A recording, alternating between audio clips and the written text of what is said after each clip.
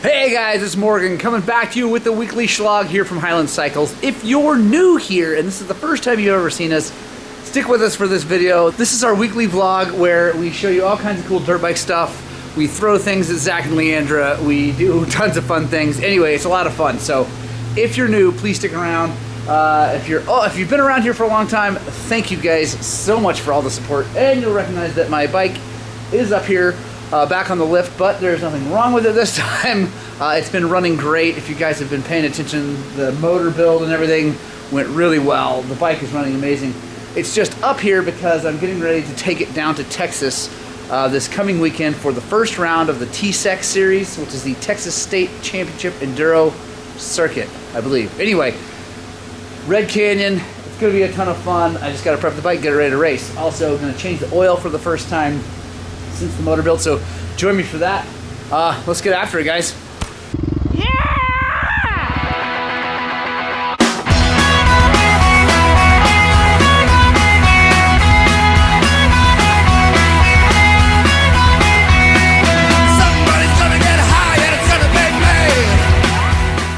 All right, guys, like I said, first up on the lift is my 300. Got to change the oil. I already did the air filter. Also want to check in on the Extreme Parts fan. Just let you guys know it works perfectly. I never did get it to come on while I was riding, like out in the Adobes, because it's too fast. There's no, anyway, I wasn't going slow enough to get it that hot. But I did run it here long enough, just sat there and idled and revved it and idled and revved it and idled and revved it until it came on. It did come on. The thermostat, like the little switch, is set for 100 degrees Celsius, which is 212 degrees Fahrenheit. Boiling point, which up here boiling point is actually a little bit lower at this elevation. It's a pressure anyway thing, but because of the radiator cap and all that, it will get to 212. It did finally get there. Fan kicked on, ran just fine. I really like that it's that hot before it comes on, because I'm not doing any damage to the motor getting it up to 200 degrees Fahrenheit, but also by keeping it that high, it doesn't come on and drain the battery. It also doesn't sit there and run forever after you kill it. It does run for a while till it drops, coolant drops down, but it doesn't run so long that it'll kill the battery and keep it from starting. So I like it a lot. Let's get this thing up in the air and take a look at the oil after the first change.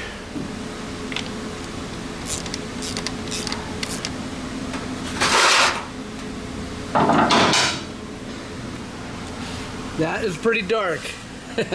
But that is what I expected. Brand new clutch.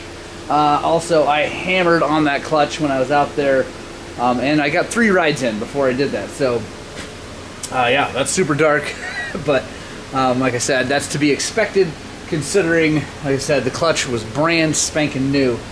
Make sure you tune in and subscribe to the channel, guys, because I'm going to be checking in on this bike an awful lot, like a ton. So, because as we go through life and whatever with it, this is going to be the test mule, or as I said in another video, it's my little ass, my little test ass.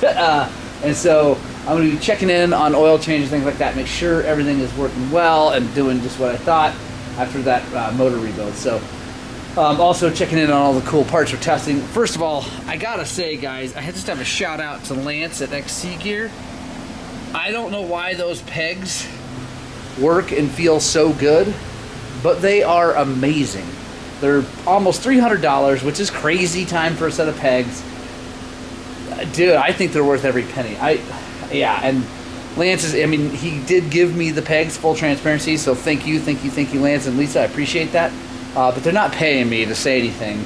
And you guys know, if you've watched this channel long enough, I'll straight up say if something's a piece of crap. Those are not. They're amazing. Someone needs to chime in and tell me why they are so good. I don't know if it's just the polymer that they're riding on, or if it's the fact that they're back. I don't know. They're surprisingly awesome. So anyway, I'm gonna get this oil changed and we'll get on to the next job. All right, guys, so next up for me, got the oil changed and everything on the 300. It's all ready to rock and roll. I got the jets changed for Texas. So I'm not even gonna, fiddle. I'm just gonna push it into the van here in a couple days. But next on my bench is something. It's gonna be a challenge, and I think you guys are gonna enjoy watching me struggle. So this is coming from our good friend Wally Hendricks. sent us this project. Let me go grab it. There we go. Wally lives in Price, Utah, and he watches our stuff. And we just rebuilt him a shock for his Suzuki DR350. And he just likes to have us do his stuff. So that's the thing, guys. If you want us to work on your bike or parts or anything, let us know, and we can, you know, we can help you out. So this is the cylinder head from his Suzuki, and you can see right there, that's no bueno. That is a broken bolt. So he's sad about that. We're sad for him, but I think we can make it happen. It's definitely going to take some serious effort. So let's get this all cleaned up, and then we'll show you what we're going to do.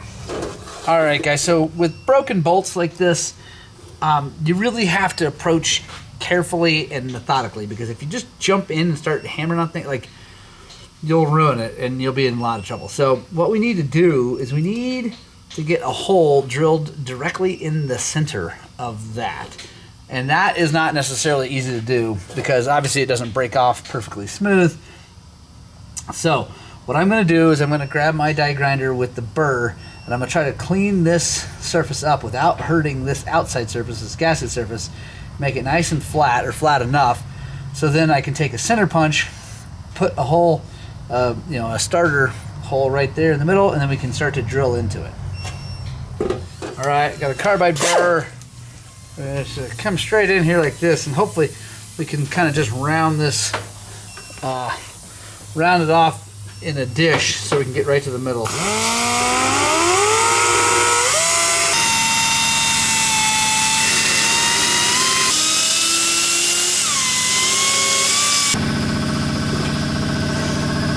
Alright guys, kind of hard to tell here on the camera, but I got that dished out. I feel like I can get a bit started right in the middle now. So we're going to start with our center punch. I'm going to come right here, try to hit it dead center.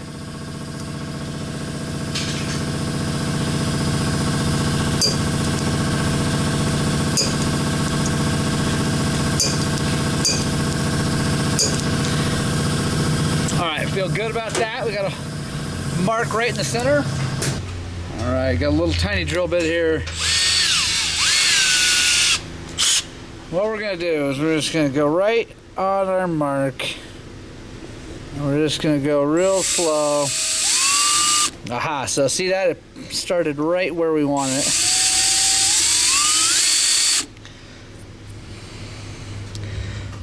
Okay. So that is looking good. I'm going to keep rolling.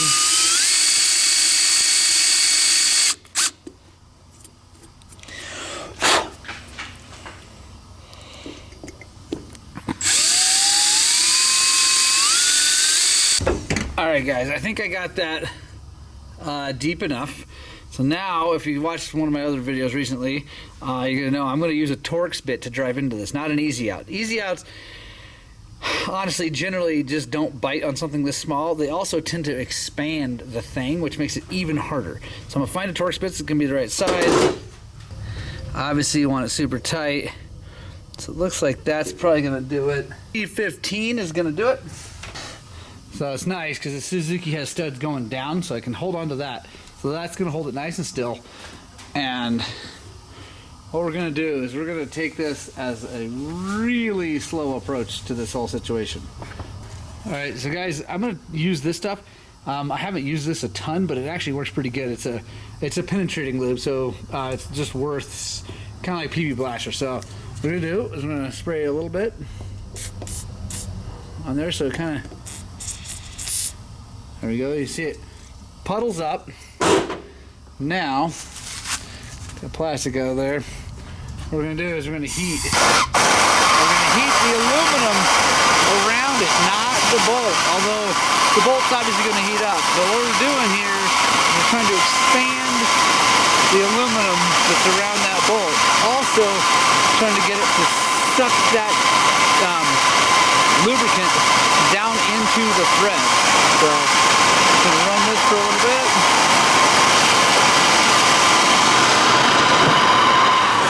So you guys aren't able to see it on the camera, but there's bubbles coming out from around the bolt, and that's good. That means that lubricant's going down in between the cylinder head, the aluminum, and the bolt. All right, now we're gonna take our Torx bit. We're gonna try to drive that down in. The ratchet. Now we're gonna go real easy on this, guys. Because what we don't want to do is break that Torx bit off in there, which is easy to do when they're this small. All right, still no movement. That's okay. We are just going to play the patience game here.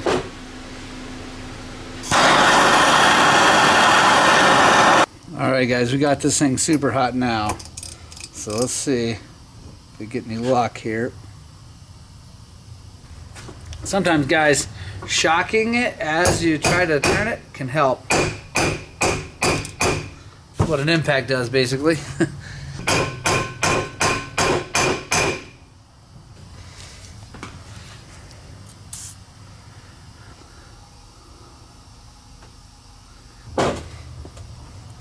Alright, guys, so here's the deal. When they're being this stubborn, it takes patience. Lots and lots of patience. So, sprayed that down. I'm going to let this cool down. Then we're going to heat it back up, spray it more, and then we'll come back and try it again.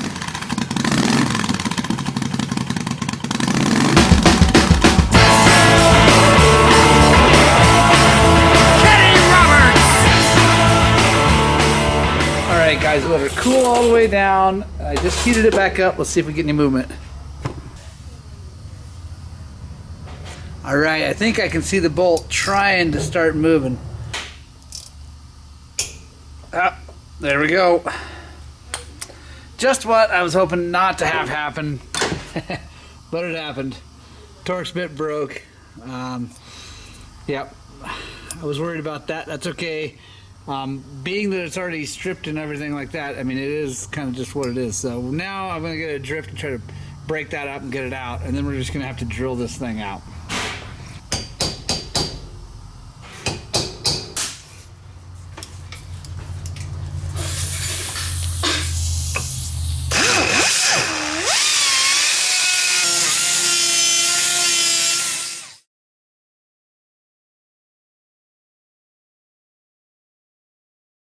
Alright, guys, so after a ridiculous amount of grinding and drilling and grinding and drilling and grinding and drilling, we got the most of it out. You can actually, you probably can't see, there's a little chunk still on the side, so I don't think we're going to save these threads, but I think we can get this out enough to do a helicoil, which we have to do on this. This one's also stripped, so I think what I'm going to do is try to dig that out. I don't know if you can see it, but probably not. Anyway, it's just a tiny bit of the bolt, like half the bolt on this side, or not half, but like just a sliver on this side is still in there. So I'm going to dig that out, then we're going to helicoil it. So I'll check back here, and here's, I'm getting ready to helicoil.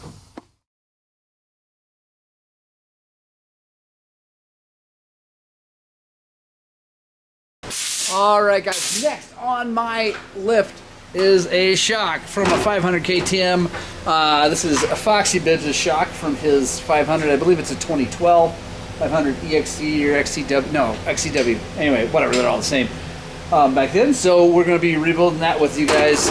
Also, a quick check-in on the FC 450 that was blown up from a few Shlogs ago.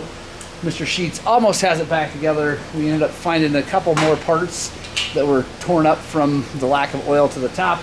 So he's about ready to put that thing, or actually start that thing back up, which is going to be rad. But yeah, let's get going on this shock.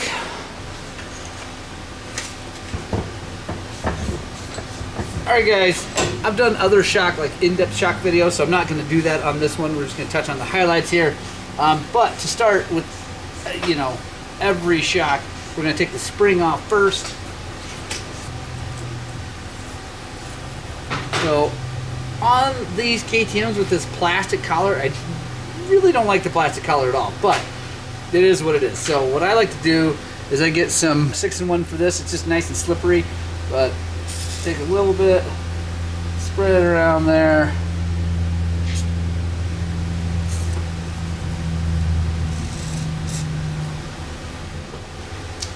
Get our tool here, makes this a little bit easier. And usually, if you lube it up well, once you get it started, it'll get easier.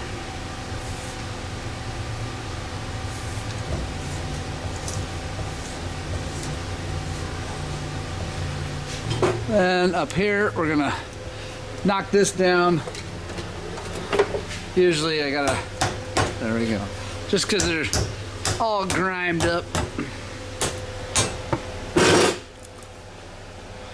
And if you guys watched my GPX Moto Shock video, now you know why I was complaining about the way that was. There was no way to push that down far enough to get this clip off, because the way it was, anyway, it was done. So anyway, now that the clip's off, boom, spring. Now the shock is ready to fully disassemble. So what we're gonna do first is we're gonna clean it up really good, and then we're gonna back all the clickers out to let them, so that the oil can move freely through it. But before that, we're gonna count and make sure we know where to set them back. All right guys, got it all cleaned up. Now, gonna release the nitrogen from it. Looks like it's already got a bolt that has the needle hole in it. It's also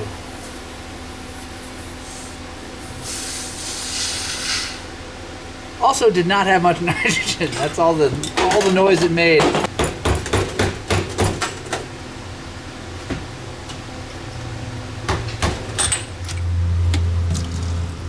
So see that in there? That's foamy, because generally they all are when you take them apart. Now there's suspension shops out there that would go nuts and tell their customer that, oh, the last guy did a terrible job and whatever. That happens. Oil foams after lots of time. It's just part of the deal. I don't care what kind of bleeder you have, it will do that with enough time on it. So now we got to clean the inside of this sucker out, clean this all up, and we'll come back and show you how we replace the seal. Alright guys, so now we're going to take this apart. This is a 22mm wrench. You can take this whole top part off. You want to heat this up just a little bit. There's a little Loctite on those normally. That'll help get it loose. There we go. We're going to take our screwdriver, something long and skinny, put it down here. Take this valve stack off. That way it stays in place. Seal. Then I like to use these Viton seals from Suspension Direct, the SDI. They are really, really nice seals, and you don't have to reuse this little inner piece. So they're really, really good. I'm going to clean this up.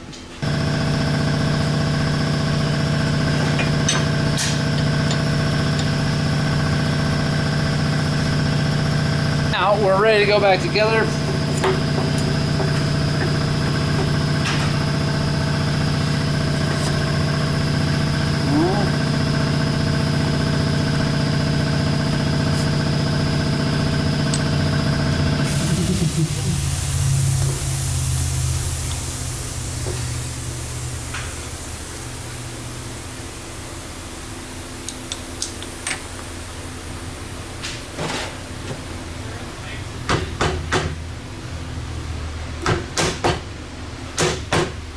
All right, so now got everything back together. There's no oil in it. So come over here and we're going to take the high-speed compression stack out.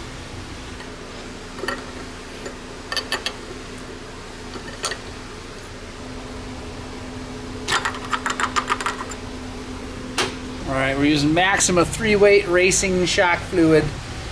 And we're just gonna pour in here.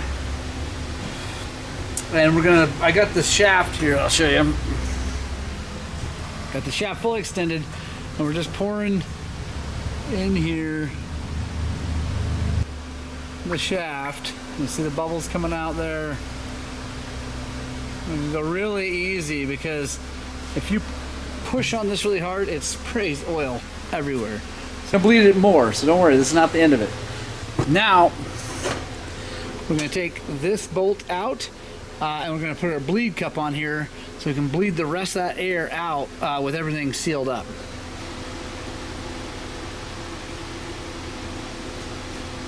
All right, so now we got our bleed cup set up. We'll put a little bit of fluid in here, so there we go. Now we're just gonna pump up and down. So see those bubbles that came out? So we're just gonna keep doing this a whole bunch until all the bubbles quit coming out. Then we're gonna set our piston free distance, free length, whatever. Set our piston height in for the nitrogen chamber. All right, so now we're gonna set our piston height. 10 millimeters is the general length. So here's the thing, I got this old screwdriver. I've ground down the tip so it's just kind of smooth. And what we're gonna do is we're gonna come up in here, we're gonna push this piston all the way up until it stops going. And there we go. So that's all the way up. What we're gonna do is we're gonna take our little O-ring here, push it till it's up in there, and we're gonna come out and we're gonna move it 10 millimeters. Push down from the top here and push that piston down 10 millimeters. And I won't know exactly how far, but I'm gonna go down a little ways, and we gotta keep pouring oil in here so we don't get an air bubble up here. So we're gonna push it down a little ways, and then we'll come back in and use our tool that we set up to push back up. So now, take our tool that's marked, and we'll come up. There we go. It comes to a little bit short. Now we're just gonna push it up till that O-ring hits where we wanna be. All right, take our needle, I'm gonna go into that bolt far enough. Turn the nitrogen on. Turn it back off, make sure it's holding at 150. There we go. Take it, we're gonna push down.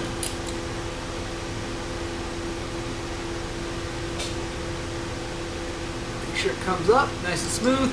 No little ticks, like there's air in there.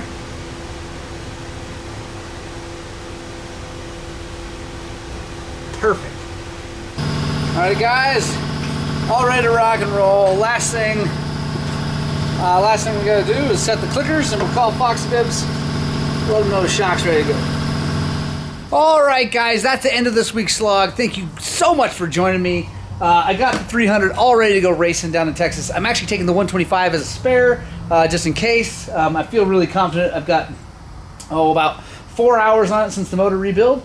Carbs looking good. I'll get back to you guys with the jetting because I want to go down there and actually race this thing and make sure I'm 100% on the jets. But I will get back to you on what I ended up with jetting for this thing. Again, huge thanks to Kelsey at RK Tech for the piston and the cylinder head and all that stuff. It is absolutely brilliant. Big thanks to V-Moto Tires for the tires. Unfortunately, I went ahead and put some miles on the tire before I was going to go down with brand new shiny tires, but I just couldn't help myself. So huge thanks to V-Moto. Thank you guys. We're going to have a code for those guys here really soon where you'll be able to save some money and get V-Moto tires directly from them, but help us out at the same time. So that's coming really soon, so stay tuned.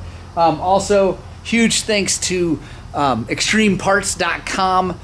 Make sure you check them out. Like I said, it's extreme-parts.com. Check them out. If you need anything, make sure you use Highland10 as the code because that will save you 10%. And if you spend 100 euros, it's free shipping all the way to the United States. So anyway, guys, I love you. I hope this was fun. It was fun for me. I desperately hope that you get out and spread the gospel of two wheels. And as always, you know what I'm going to say. I hope that what we're doing here inspires you to work on, but more importantly, get out and ride your dirt bikes!